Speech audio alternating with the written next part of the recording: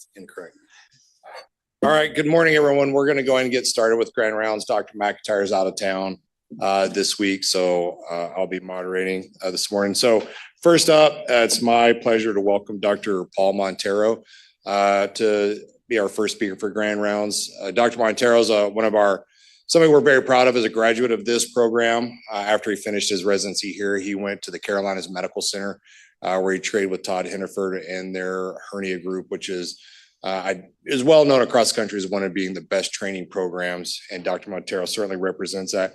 He's highly regarded as a surgical educator. He's won multiple awards here at our university for his education. He's also a highly sought after speaker across the nation to give multiple talks at multiple organizations. And he has multiple publications also to his credit. So I'm really excited to hear from him this morning. Dr. Montero.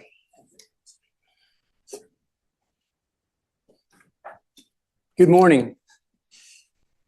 Thanks for the opportunity. Looking forward to going through a lot of information with you.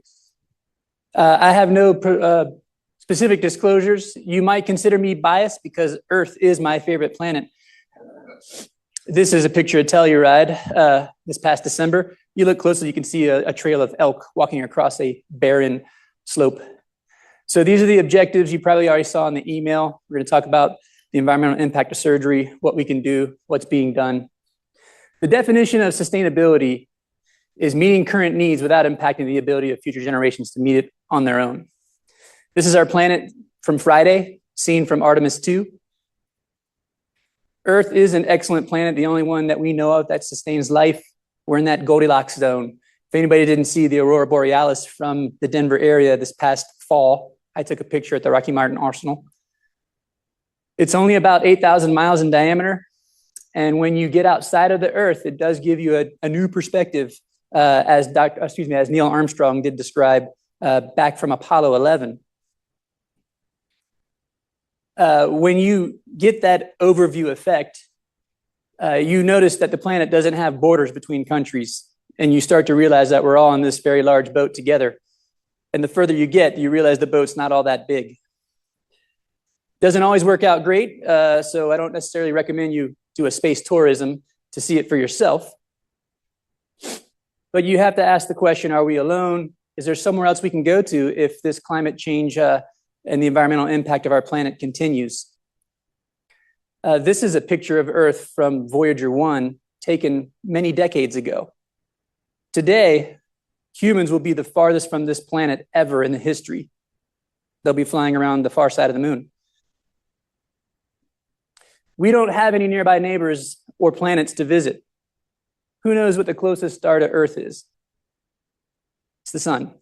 But Proxima Centauri is the next closest, and it's 4.2 light years away. That sounds close maybe from a cosmic standpoint, but that is really far. The fastest human-made object, the Parker Solar Space Probe, it goes about 430,000 miles an hour at its fastest. If we were to somehow figure out how to send humans on that, we would have to have left 6,000 years ago to get to Proxima Centauri, meaning we would have to have left when the Great Pyramids were built. I happen to have my name on that craft because I'm a nerd and I signed up through the NASA website. I have a hot ticket. And we can't fold space, and even if we could, we'd have to deal with the Space Guild and getting spice, and we all know from Dune that's really difficult. So, flat earthers, science deniers, and our current federal government leaders do not think that climate change is happening, but it is happening. This is a fact. It's also happening because of human activity. It's a major threat to our health and to our planet, and it's happening faster than we can evolve. Every fraction of a degree matters. And with climate change comes all sorts of untoward effects that we have been seeing over the last decade. Intensified hurricanes, heat waves, drought. With drought comes wildfires, precipitation and flooding. We have had some of the most polluted air on the planet because of wildfires due to drought. We are already in a level 1 drought right now, started in March. We might have an advantage over some of our friends with the sea level rise issue because we're a mile above sea level. The United States is a leader in many things, unfortunately not all good. We contribute the most greenhouse emissions historically. and we also have the highest per capita emissions per person. Worldwide, the healthcare industry contributes about 5% of greenhouse gas emissions. In this country, however, anybody want to take a guess? It's about twice that much. 8.5 to 10% of greenhouse emissions in this country are from the healthcare industry. And in the healthcare industry, it's the operating room that tends to be the hot spot because of the energy use, the water use, the wastes, and gas emissions. If the healthcare industry itself were a country, it would be the 5th largest emitter of all other countries. And so we need to make some changes. The national healthcare system in England has already pledged to become the first net zero carbon polluter or emitter by 2040, which is not that far away.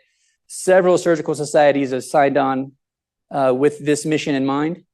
Even our own leadership in the last administration made a pledge to reduce carbon emissions by 50% by the year 2030, which is pretty close. And the goal being net zero by 2050. Last month, the College of Surgeons issued their statement with the same goal in mind, recognizing that not only are we going to be improving the health of the planet, but we also save money with these initiatives. And not only do we save money, but we also improve the supply chain resilience, limiting disruptions to care during emergencies. Pretty sure you all remember some emergencies affecting healthcare supplies, most notably PPE during the COVID pandemic. We had back-to-back hurricanes hit our US territory, Puerto Rico, causing issues with stapler supply, even saline. I see some heads nodding that this is real. So do surgeons really care about the planet and baby koalas? Well, the answer is yes. There was a survey done at UCSF and UVA, and undoubtedly the surgeons care, but many were unaware of the impact. And their sort of conclusion was that more discussions can empower further actions, especially for younger surgeons. This paper is one of many that I'll try to review with you. Sort of overview that, first of all, preventing surgical disease, including surgical site infections that require more surgery, is a paramount goal.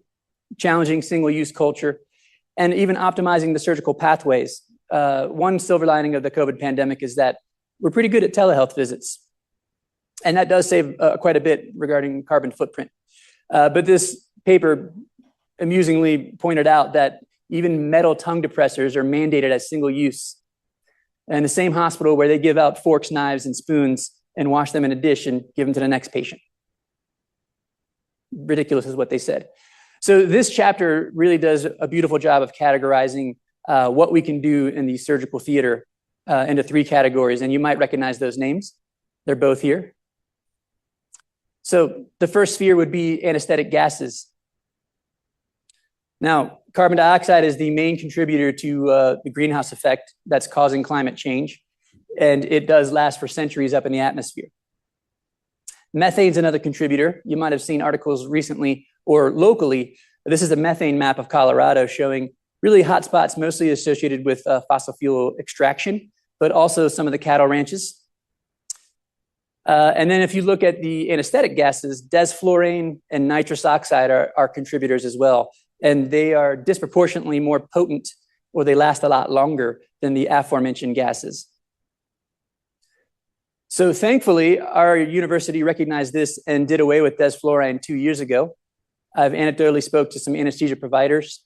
You know, it used to be an advantageous one when it came to a patient of a larger size, but there are other workarounds. So no one seems to miss it too much. And there are efforts to reduce nitrous oxide underway right now. Next door at the Children's Hospital, they recognized from this statement showing that when you have central pipes delivering nitrous oxide out the wall, there's a ton of leakage of this gas. Gas can leak through pipes pretty easily. Just ask our Artemis folks. That's why it got delayed so many months. Helium and hydrogen are the main fuels, and it's easy to leak tiny molecules through any seam. So next door at the Children's Hospital, they're deactivating both of their central nitrous oxide pipes. One's already deactivated, one's underway. And they've estimated that this will save the equivalent of 1.7 million miles driven. 98% of their product was leaking. Only 2% was actually being used on patients. So you might see whippet canisters or tanks being brought to ORs or spaces where they need them as opposed to centralized nitrous pipes. And that's probably a good thing, considering that pipes don't really hold the gas the way that they're supposed to. Second big category would be energy consumption. Now, you might think about the operating room and its energy use and start immediately thinking about the lights, the Da Vinci robot, the generators, maybe even argon beam coagulators. But it's actually not those things that we plug into the wall and use. It's the fact that operating rooms have very strict standards on humidity, temperature, and ventilation, negative pressure, you name it. So the HVAC demands make up the large majority of energy use in the operating theater. The key element there is at the end of the day, we're supposed to have setbacks where we can turn down lights, maybe turn off some of the computers, but moreover, stop using the HVAC to suck out air and meet those very strict standards. We do have a policy where at the end of the day, the folks who come in and help clean and terminally clean the ORs do turn those things down. There was one hospital that actually had proximity sensors on their OR users, so it knew when people were in there and it would automatically turn things down when the people weren't there. That was the most effective way to reduce energy use. Regarding the lighting in operating rooms, it is a Colorado state law that we can't use fluorescent light bulbs anymore. And so this is a good thing in the end. It'll save money and energy. But there are some bathrooms with fluorescent lights that now have to be rewired just so they can use LED bulbs. So be it.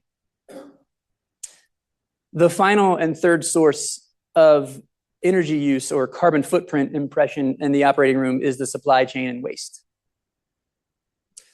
So the issue here is that there is a linear economy in the operating room. And that means that products are made, products are used, products are thrown away. And in the next case, another product is made and used and thrown away. This picture in the middle is a patient who happens to be an artist. She unfortunately had breast cancer and went through a series of surgeries to excise the cancer and have breast reconstruction.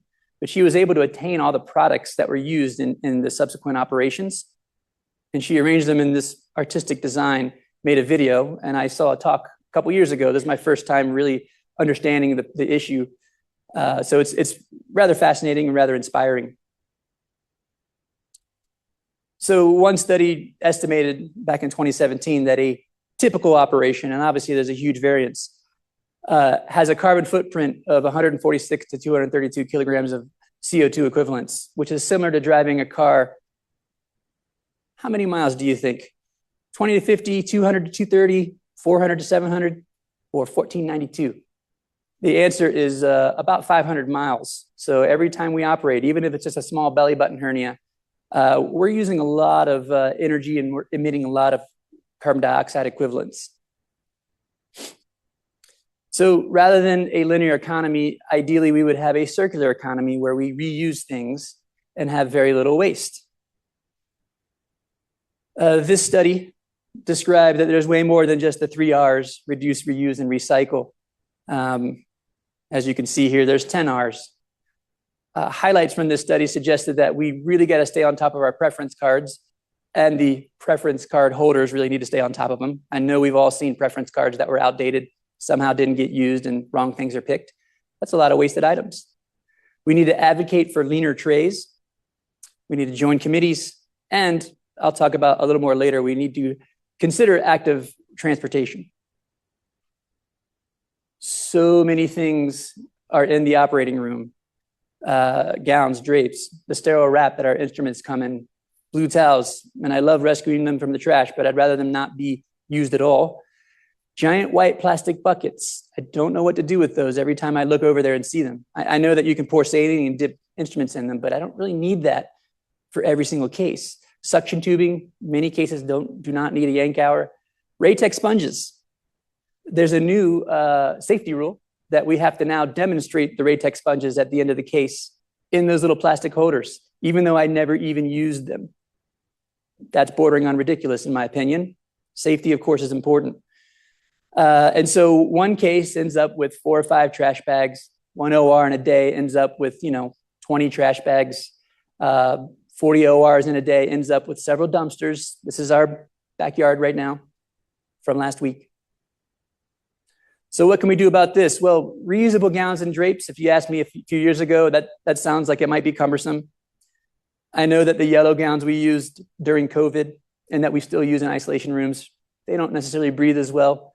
Sometimes they don't quite fit. The cuffs are a little tight, but I do like using those as opposed to the ones we just walk in, say hi, and walk out and throw it away. This has been studied, and some places will absolutely have an advantageous carbon emission footprint. It kind of depends on how they're laundered and what the energy source is. But one other study looked and showed that in general, for reusable gowns, you're going to have a 40% reduction in carbon CO2 emissions.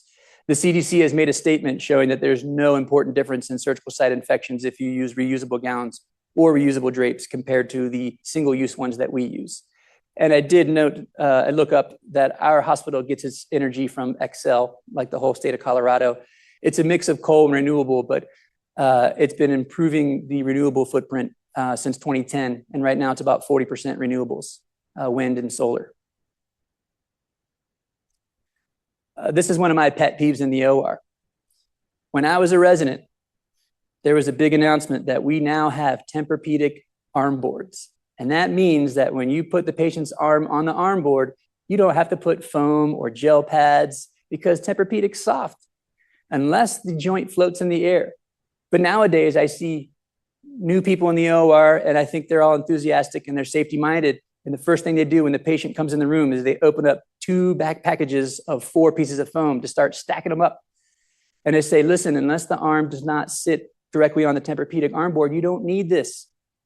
What do you think happens to this purple foam when we're done? Well, I guess the answer is right here. Most of this is polyurethane. It takes about 1,000 years to go away. You can't recycle foam. So I do propose that if the leadership allows, we can maybe make a giant foam pit in the basement somewhere and we could practice our 180s. That would be fun. But ideally, we would use less of the foam. And please spread the word. You do not need to put foam under someone's arm if the arm rests directly on there. Work with your anesthesia doctors. Nobody wants a nerve injury, but I think we're using too much foam. These are the nitrile gloves that we have in our operating rooms around the hospital.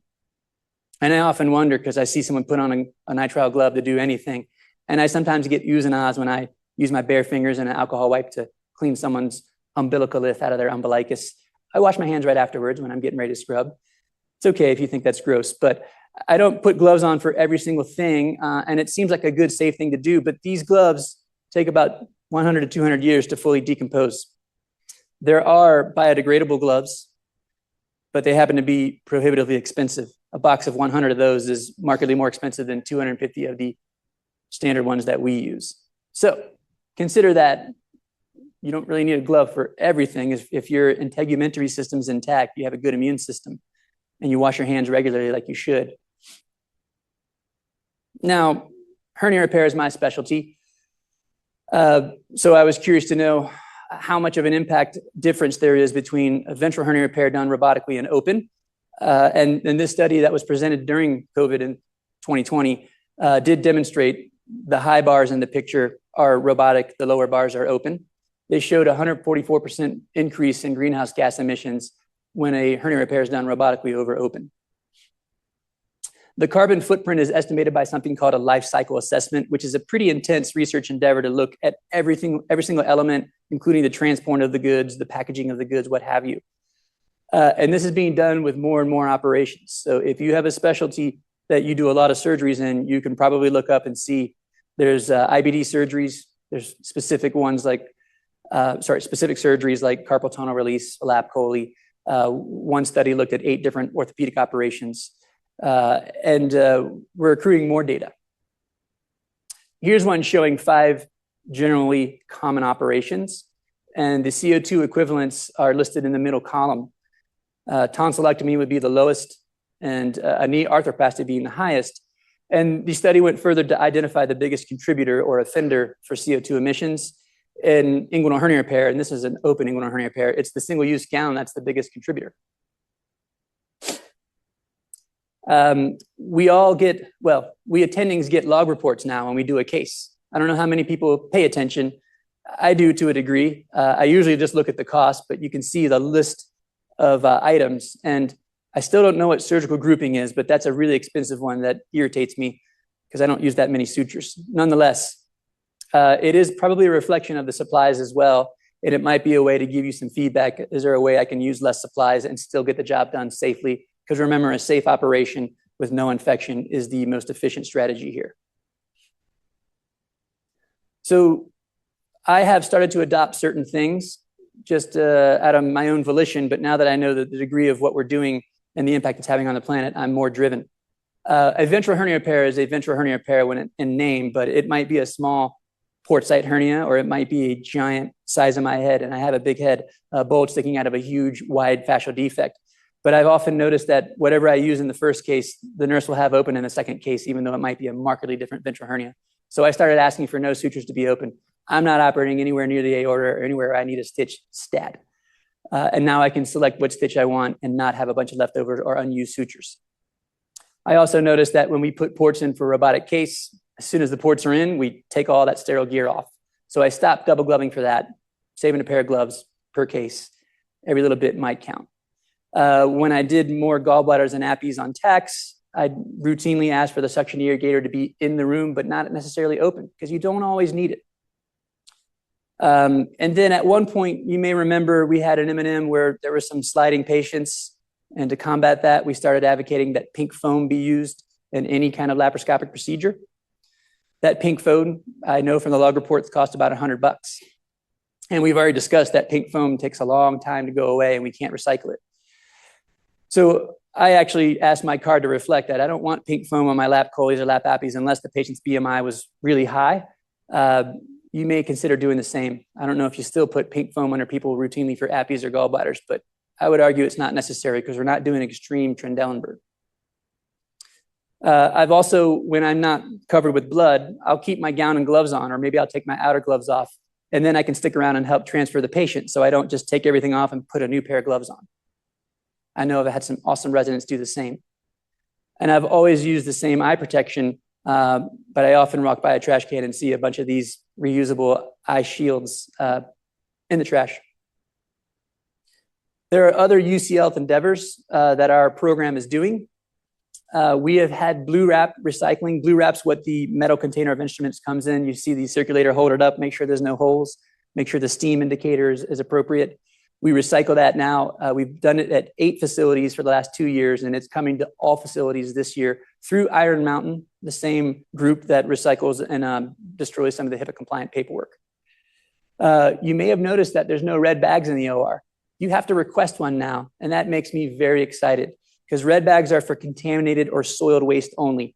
7 times more expensive to manage. That trash gets incinerated, releasing all kinds of pollutants into the air.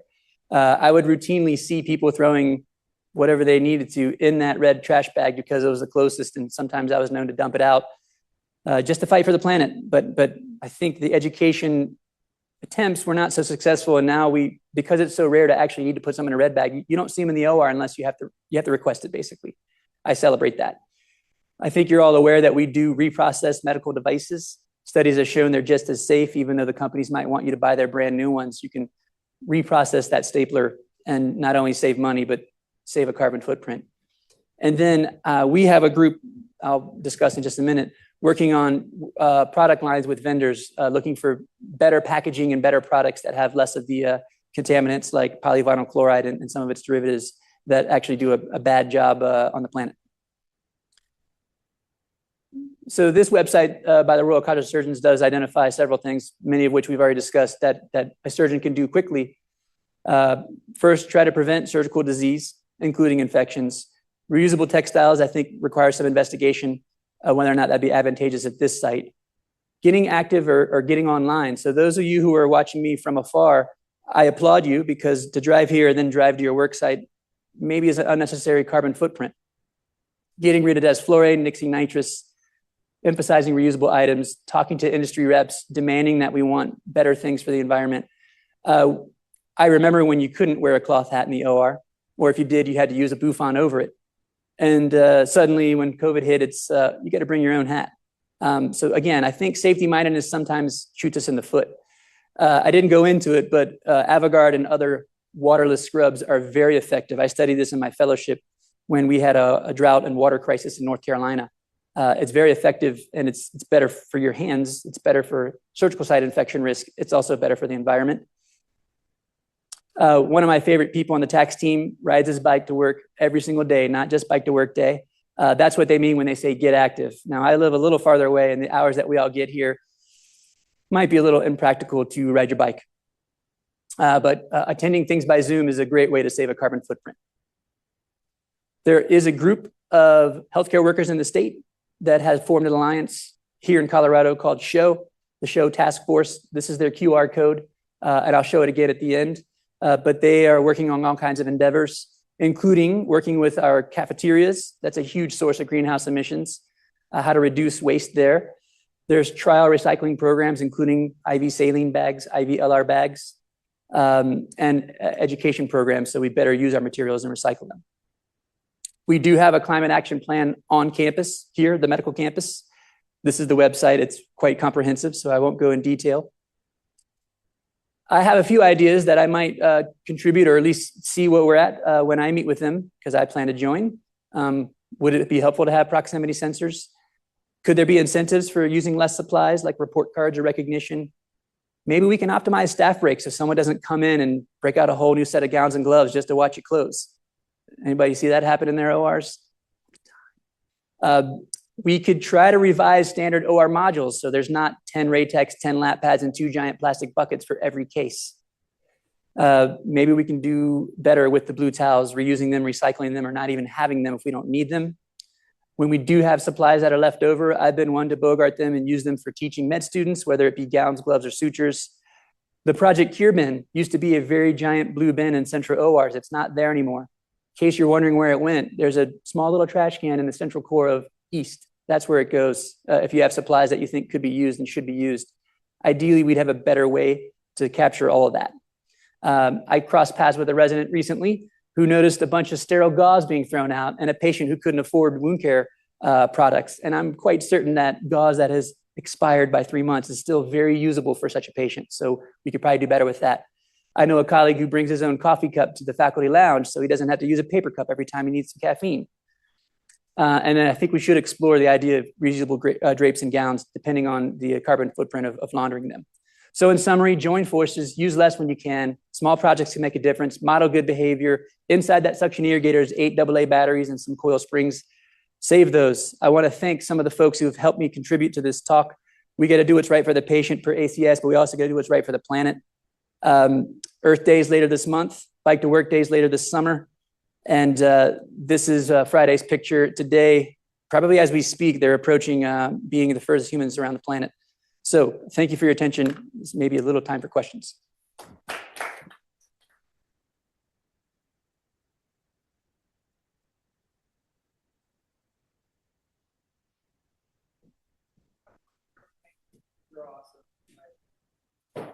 It seems to me, Paul, that what we do in the operating room is very like ritualistic, right? Everybody, and it's very different. You come into the operating room 3 different days and you pad the arms 3 different ways with those purple pads that you just showed. But I wonder, everybody in this room responds to quote unquote evidence-based medicine. So I wonder if we could think of one strategy to reduce the carbon footprint and try to show that it's equivalent to what they did before or something, and start generating, because I don't really see a lot of evidence-based medicine. And I think that's what modern healthcare kind of responds to. But if you could show that there's not more nerve injuries if you don't use the foam, or there's not more infections if you don't use all the drapes that we use, like how could we think about that and start generating evidence to make the ORs change their behavior? Well, thank you, Dr. Robinson. It is discussions like this that help. At a conference I was at, you might be surprised to learn, the cardiothoracic surgeon, the low-hanging fruit in their hospital was, let's get rid of those plastic scrub brushes with the foam on the backside. Did you guys know there's no evidence that they do anything? But we all do it out of ritualistic safety-mindedness. You don't need them.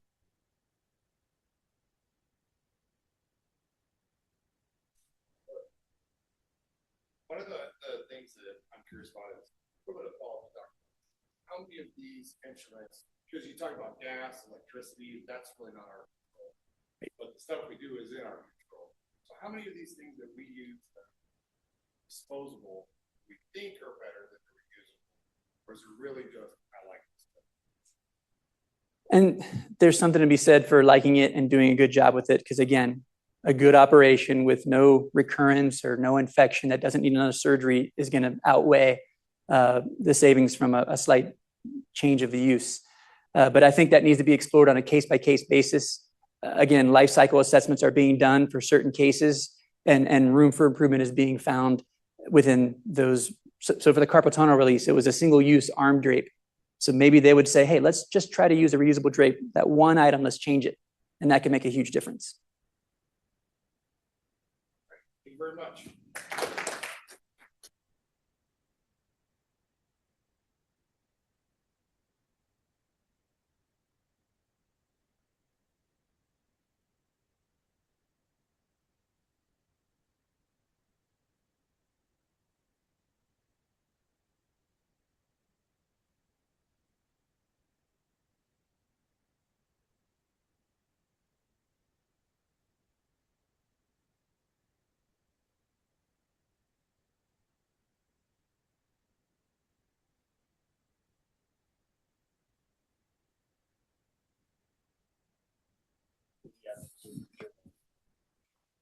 He's been here since 2022. Oh, yeah, that helps. Been here since 2022. As assistant professor, has a couple of dozen publications, so has been very productive. And it's something, as a trauma surgeon, I'm really excited to hear about his use ECMO. So, Thank you. thanks.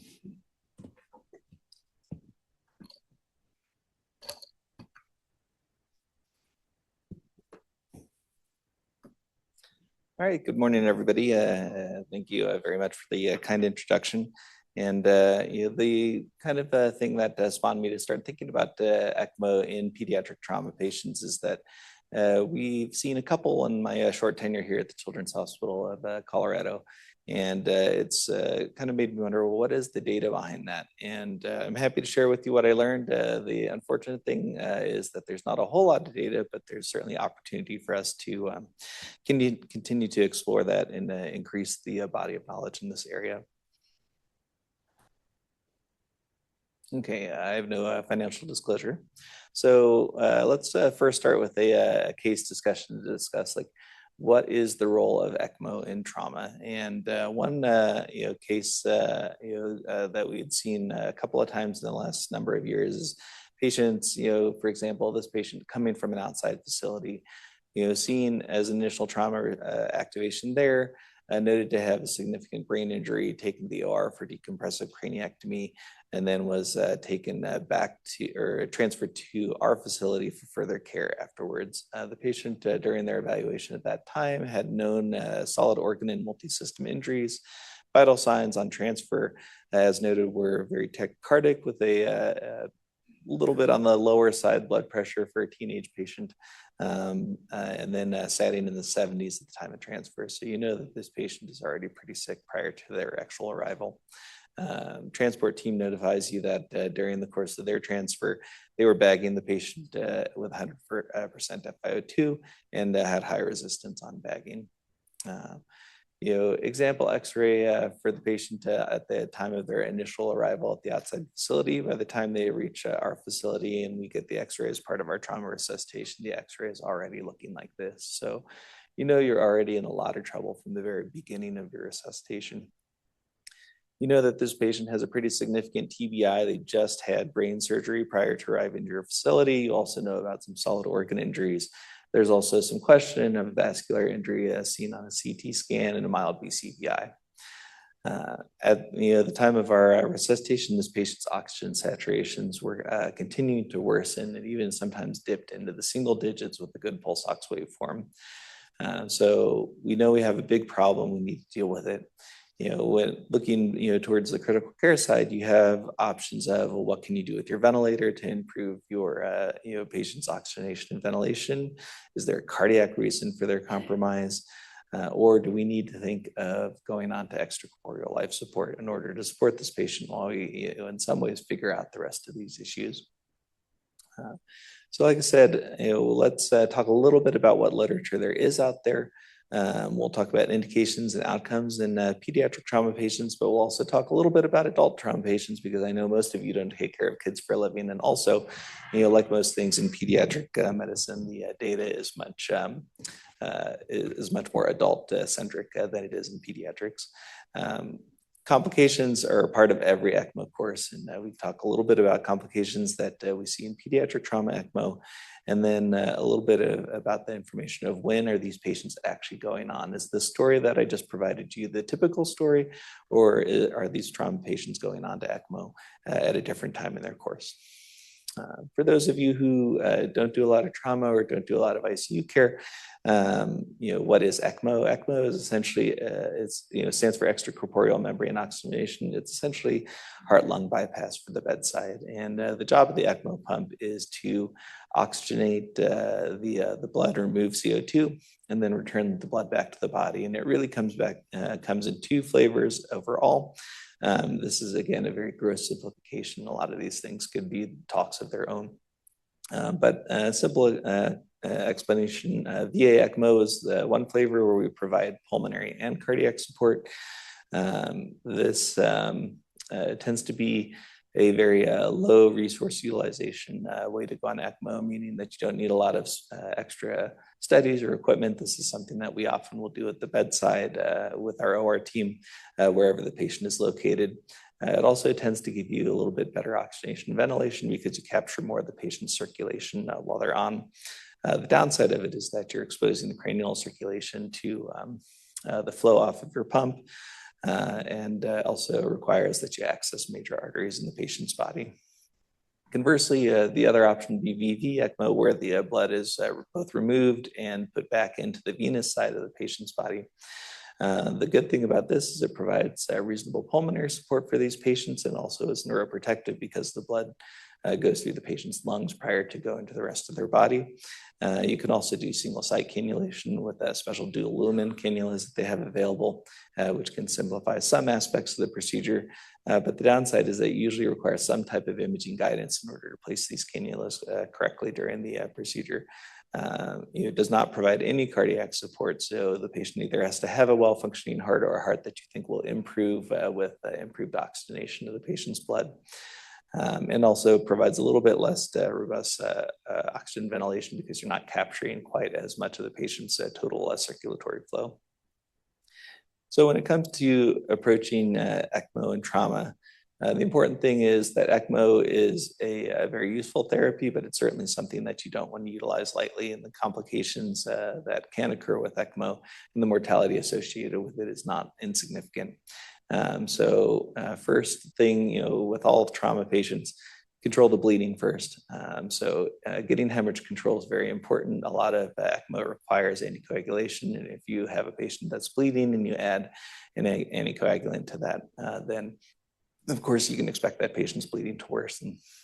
Treat the reversible causes that can cause your patient to be in shock. So don't neglect the fact that tension pneumothoraces can respond to a chest tube.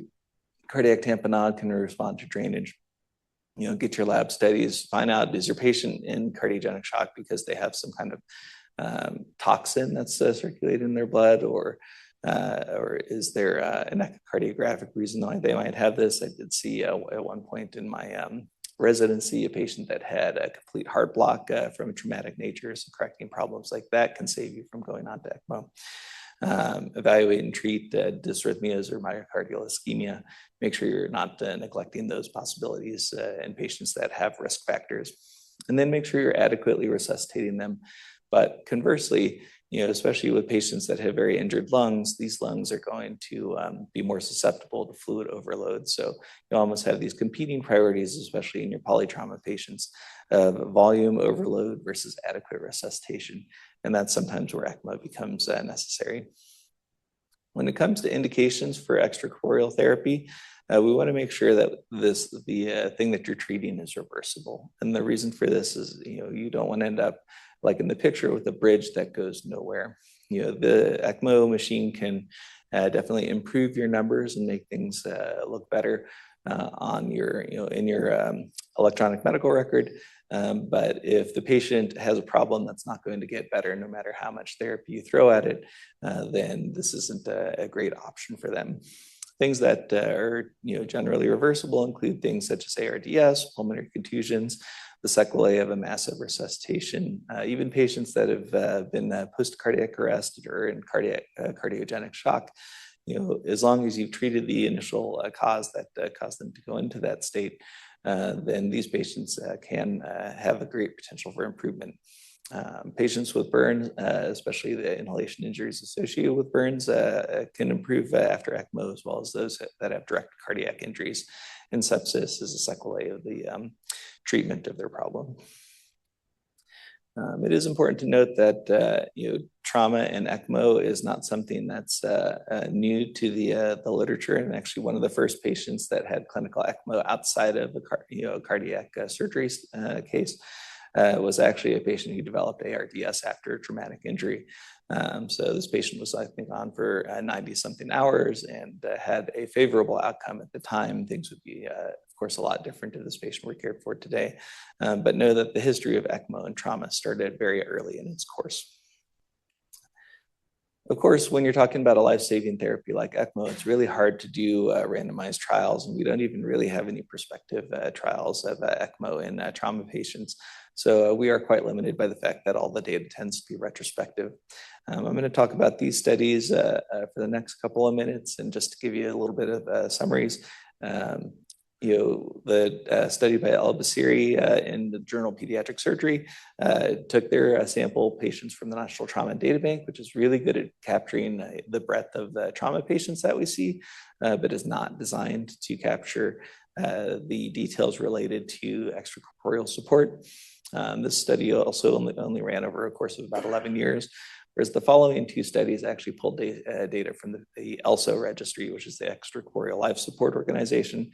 This group for member organizations registers all patients that are receiving extracorporeal life support in its many forms. This is really great about capturing information related to ECMO and the circuit and the complications associated with it, but it's not designed to capture trauma patients. So you'll see, depending on the study that you're looking at, these can actually provide a very different picture of what the patient's experiencing. If you look at the two journal trauma and acute care surgery studies, those both occurred over a study period of about 30 years each.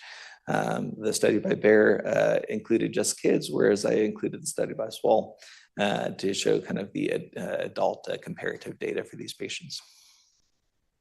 So depending on the study that you're looking at, the age that pediatric trauma patients tend to go on ECMO was quite different. The National Trauma Database study showed that the majority of patients that received ECMO after trauma were in their teenage years, where if you look at the ELSO study, the average age was much younger, closer to age 5. The adult study, conversely, as we would expect, much older patients, average age of 35. Male predominance in all these studies, which is not surprising given that it's trauma. The type of support that was required is also different. National Trauma Data Bank study, of course, didn't record this information, but the Pediatric also study showed that about half the patients went on to VA ECMO, whereas in the adult population, VV ECMO was the primary mode of support for these patients. Looking at the National Trauma Data Bank study on pediatric patients, we noticed that the majority of patients were blunt injuries. Burns made up about 8% of that, and that information will become more relevant later. The mechanism of injury for these patients were largely motor vehicle collisions, much less penetrating injury. Unintentional injury, such as child abuse, was a small fraction, about a quarter of these patients. Also looking at this study, the areas of the body that were injured were predominantly the head and the chest, which is important when considering some of the outcomes that are reported a little bit later. Looking at the ELSO study on pediatric patients, this study included quite a number of patients who had drowning and non-fatal submersions as their indication for ECMO, and also had a much higher percentage of burns, about 20% in this study, which is about twice what they saw in the National Trauma Data Bank study. This could be just limited to the fact that some NTDB patients with only burns end up getting excluded from the from that data bank, whereas in also they'll still be captured.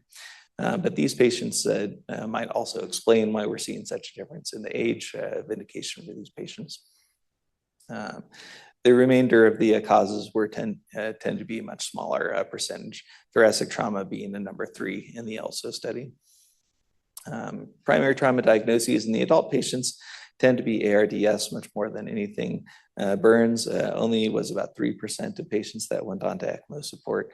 And then as we'd expect, drowning is a much lower risk in adult patients, and less than 1% of those patients went on for drowning. Does the type of support matter? We talked a little bit about VA and VV ECMO. The pediatric study by Bear showed that about half of those patients went on VA, and then a third on VV, and there are some other less common modes that account for the rest of those patients.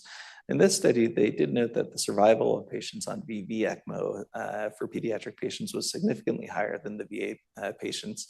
The patients going on VA ECMO tended to be younger, at age 6 versus age 9, and of course tended to be smaller as a result. The patients that were on ECMO for VA ECMO had a run of about 5 days before coming off for various indications, whereas the VV patients tended to be on ECMO for longer. Looking at the comparative adult data, the patients that were on VV ECMO in the pediatric population tended to be on ECMO for about the same amount of time as the adult patients in Swole's study from the ELSO registry. Looking at survival. So survival to discharge in the Pediatric National Trauma Data Bank study, about 60% of patients survived to discharge. So 40% mortality is still pretty significant, but definitely contributed to by factors such as higher ISS. ICU of unspecified type is actually supposed to be intracranial hemorrhage of unspecified type associated with mortality. Intentional injury patients also tended to have a higher associated mortality with ECMO, likely because of a little bit delayed presentation. Burn injuries were also found in this study to be associated with higher mortality on ECMO, though this was not seen across the other studies. Complications that occurred during the ECMO run that they captured that were associated with mortality were cardiac arrest at any time they're in a hospital stay, as well as renal failure. The development of renal failure is known to cause increased complications across ECMO for a variety of indications. The majority of the patients in this study that expired did so within the first couple of days after admission.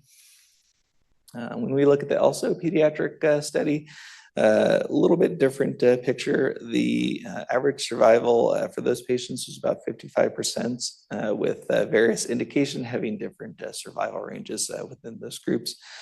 Interestingly here, patients with intracranial injury only had a survival of 25%, which wasn't seen uniformly across the other studies that are in this cohort.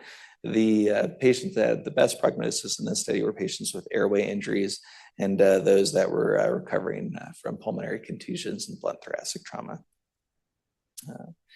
Looking at the adult data, also fairly similar survival to discharge, about 60%. Even over the 30-year study period, there was no trend in significant difference in survival over that time.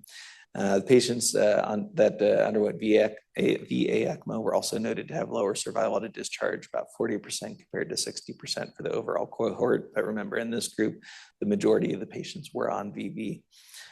Interestingly, in the adult population, only 23% of those patients after their trauma-related ECMO run discharged to home, whereas in the pediatric study, that was about half.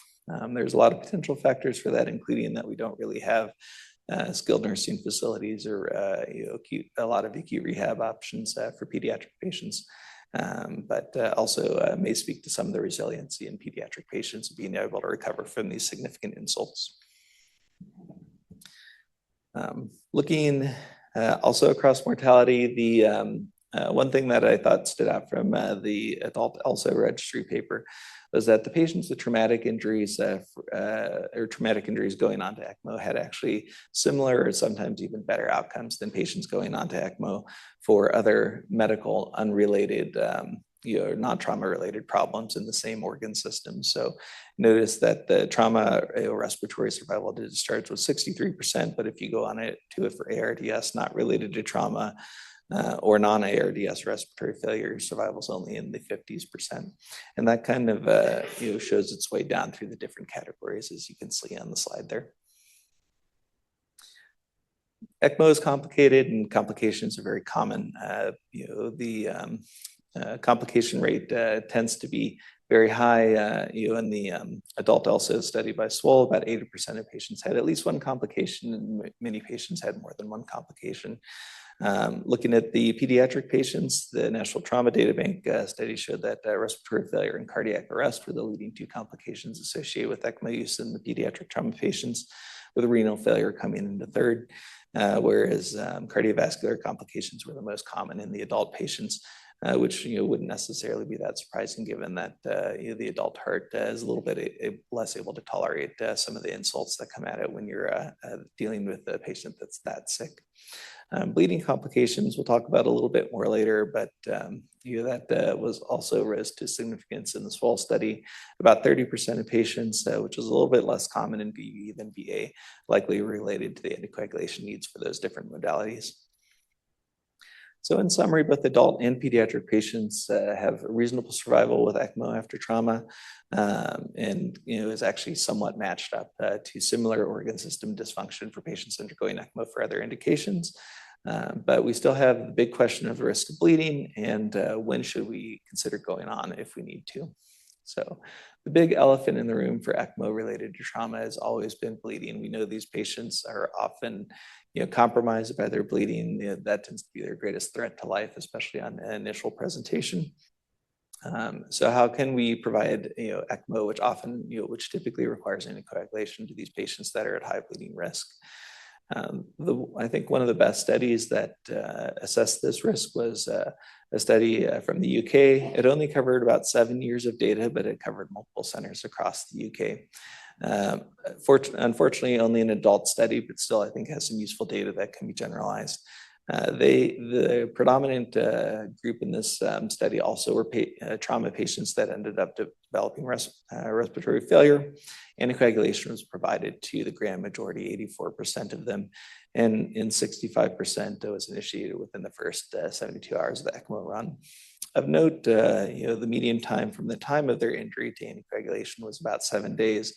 And the median time for the start of anticoagulation based on the time the patient went on ECMO was about 3 hours. So if you notice, these patients aren't going on to ECMO direct from the trauma bay, they're getting admitted to the hospital and having their problems managed, and then developing a complication later that mandates ECMO. So when they looked at bleeding complications, and it's kind of tricky to determine who's bleeding on ECMO because these patients often have a transfusion requirement at baseline anyway. About 50% of their patients had bleeding complications, 3/4 of which were anticoagulated at the time they developed bleeding. The grand majority of their bleeding complications didn't require surgical intervention. But about 3/4 of these patients also had a surgical procedure prior to going on to ECMO. So these patients were certainly at risk for bleeding, if not from their injury, then from the surgery that took care of it. They did note that blood product use between the patients that had bleeding complications and those that did not differ substantially between the two groups. There was a weak tendency towards higher bleeding with higher injury severity scores, which is not that unexpected. Bleeding in the head is one of the biggest concerns because it's one of the hardest things to identify, especially in the patients that's sedated and on ECMO. It's also something that is very difficult to treat. 19 patients in this cohort had intracranial injury diagnosed prior to going on to ECMO. 12 of these patients had neurosurgical intervention, usually in the form of an ICP monitor or EVD, prior to going on to ECMO. Of those patients, 16% of those patients developed a bleeding complication that manifested itself as worsening intracranial hemorrhage while on ECMO.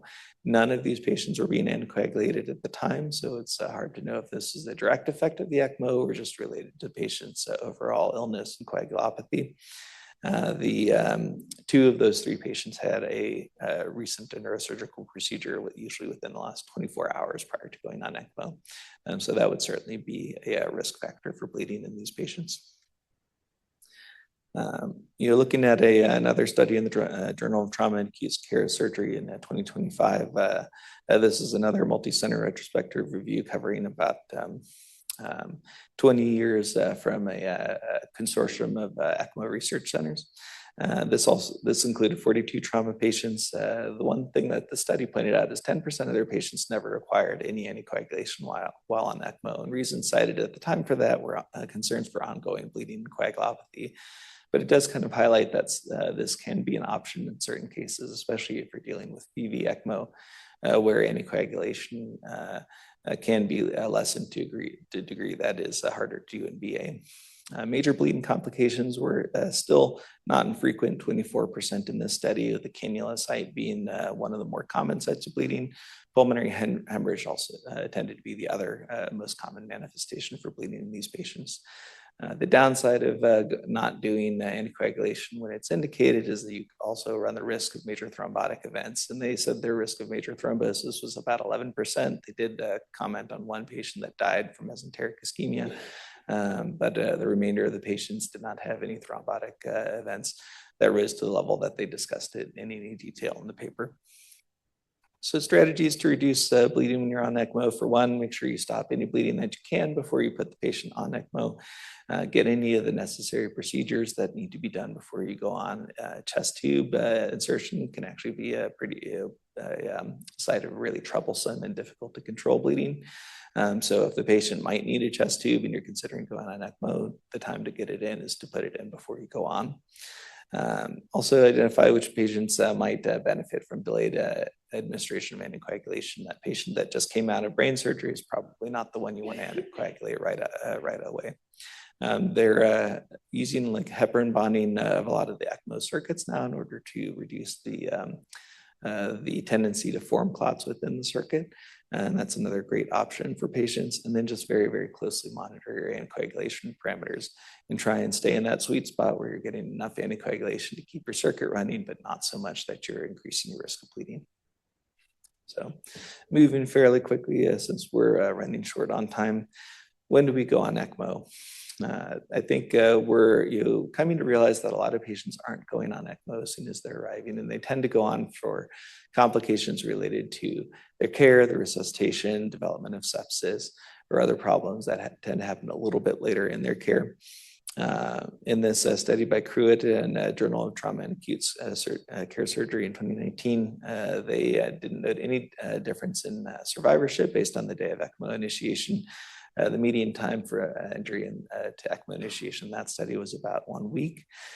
A study by Lammers and colleagues in the American Surgeon in 2023 specifically looked more at patients that went on ECMO less than 24 hours after traumatic injury. And they did notice significantly increased mortality for ECMO that happened in that first day after traumatic injury, with mortality of 41% versus 32% for those patients that went on later on in their course of care. In this study, notably, they did have a mean time from injury to ECMO initiation of 5 days. So the majority of their patients still went on to ECMO much later in their course. But they also included and documented a high percentage of patients getting pre-hospital traumatic arrest and those receiving resuscitative thoracotomies, in which ECMO was used as an adjunct in that study. So I think this is kind of a study more pushing the envelope, but I think if you look at the patients that went on after 24 hours, their data was more consistent with what was reported. For patients that have an indication for ECMO that have a history of recent trauma, this study in the Journal of Trauma and Acute Care Surgery in 2016 by Bosarge and colleagues reviewed the ECMO courses of 15 ARDS patients who were trauma patients, and then compared them to historical controls. And they did demonstrate that the patients who went on to ECMO shortly after the diagnosis of severe ARDS had improvements in mortality, 13% mortality in this cohort versus their historical matched control of 64%, which received only conventional ventilation. So it certainly suggests that there are patients that benefit from prompt initiation of ECMO when ECMO is indicated, even in the history of trauma. Again, their patients went on about a weekend. Going back to the National Trauma Data Bank study by Albasiri and colleagues, we look at this graph at the bottom right, which shows that a lot of those, there was a pretty substantial number of patients that were cannulated on day 0 after their injury. So the question as to whether or not this holds completely true in the pediatric patient, in the pediatric population is not completely well understood. And again, we recognize that our mortality in that cohort was only about 40%. So in summary, ECMO in trauma is becoming more frequent. And as you look at this graph from a study by Gutman and colleagues in the Journal of Trauma and Acute Care Surgery in 2020, the dark gray bars show a case incidence of ECMO per 100,000 trauma patients. And you notice that over the course of that study, the case incidence of ECMO use for trauma patients was increasing over time. And other studies have suggested that this trend continues as we continue to broaden the indications for ECMO. ECMO can be performed with reasonable safety in appropriate patients. We do need to recognize that complications are common, and we need to spend a lot of time mitigating those complications as we think about how to support those patients. There's potentially a benefit to starting ECMO later after the patient's initial injury, but as soon as indications develop, especially for patients with pulmonary complications as a result of their injuries or resuscitation. And there is some suggestion that in the literature that there is a potential survival benefit to this patient population. Thank you all very much for your time, and welcome discussion.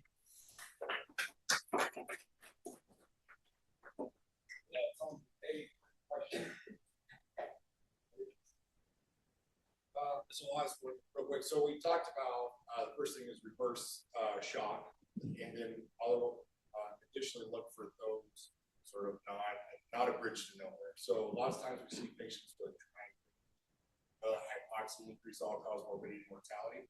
We still don't know if that traumatic brain injury is a consequence. So how do you make that determination on should we support their oxygenation with active terminal? Should we make that recognizing that hypoxia force? Certainly, and I did not find a specific study that addressed that particular question, and certainly a fascinating question to ask because, as you mentioned, you're not supporting the brain, and having a patient that's hypoxemic certainly contributes to worse outcomes. For the patients that did go on to ECMO with intracranial hemorrhage, one of the reasons for the reduced survival for those patients is that their neurologic prognosis became known during their ECMO course. And one of the primary reasons for coming off of ECMO, I think the second most common other than recovery was for patients that had a demonstrated poorer prognosis than previously assumed. So we don't have it over at the Children's Hospital, but if you have portable CT scanners and things like that over here that allow you to help evaluate and determine those prognostic factors, then they're certainly useful.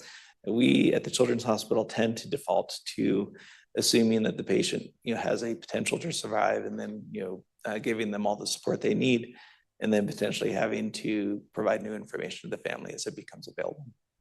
Excellent. All right.